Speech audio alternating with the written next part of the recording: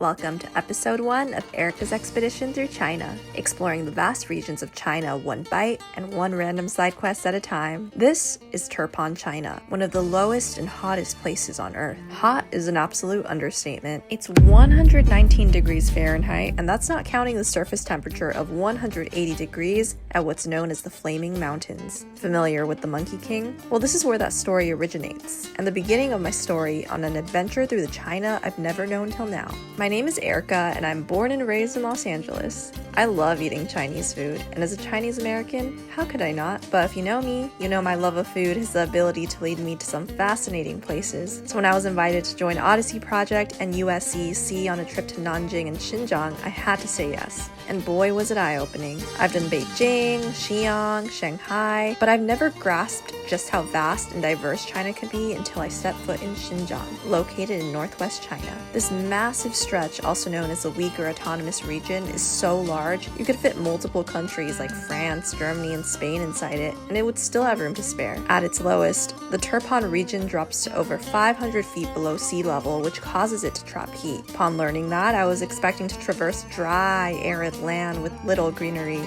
and it was very dry. So much so that my nose bled back at the hotel. But I was totally wrong about the greenery. Turpan is a blooming agricultural hub thanks to the ancient Karez underground irrigation system. You'll find this water flowing through the villages of the region. Turpan has beautiful grape vineyards and its own winery. I got to try several of these wines because how could I say no to a wine tasting? The region produces over 80% of China's raisins and yields over 1.4 million tons of grapes annually. They even grow the juiciest peaches, nectarines, grapes, and even cotton. It's a great reminder that even in the most extreme conditions, the adaptability and resilience of the people here are what have made it such a vibrant and thriving community. The farthest land from any ocean in the world, Xinjiang feels almost otherworldly in the evenings. The sun doesn't set until 10 p.m., so days feel quite long. I mean, look at the sky at 9:30 p.m. And the nightlife feels so alive and so communal, and I'm not talking about clubbing. It could be nearly midnight and you'll still see children playing on the street, couples on a stroll in the park, or families enjoying a nice dinner. But when it comes to dining, a meal in Xinjiang isn't quite a meal without lamb. And I had plenty. Breakfast, lunch, dinner. When you find the right spot, the lamb here is so incredibly tender and not gamey at all. Gorgeous presentation and so flavorful. And don't forget the naan.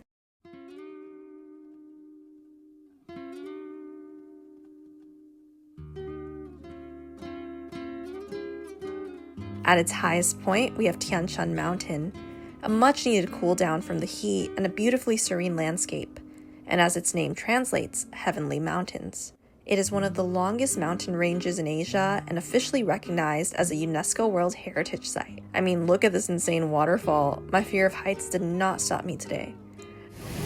Super high up.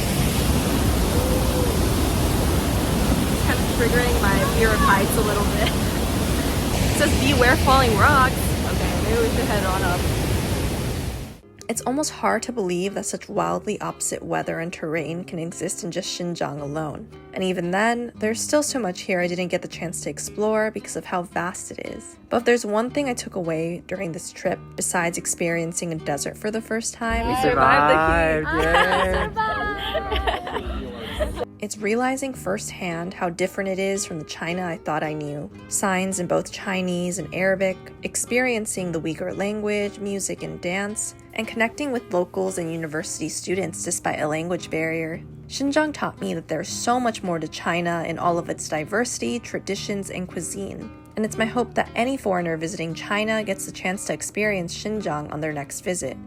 Till the next episode, Nanjing.